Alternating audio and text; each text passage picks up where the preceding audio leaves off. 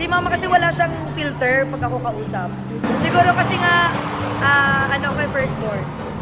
And si mama talaga yung naging sandalan ko sa mga times na in doubt ako. So, alam niya kung paano ko i-comfort, pero at the same time, alam niya kung paano ko pakalmahin.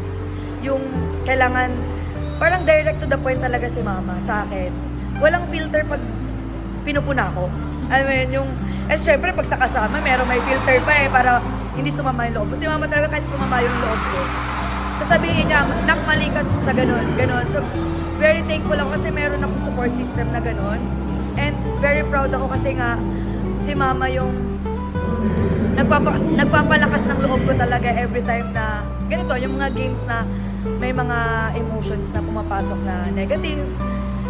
Napipil niya agad, so kinukumusta niya ako lagi, kahit hindi ko siya lagi kasama.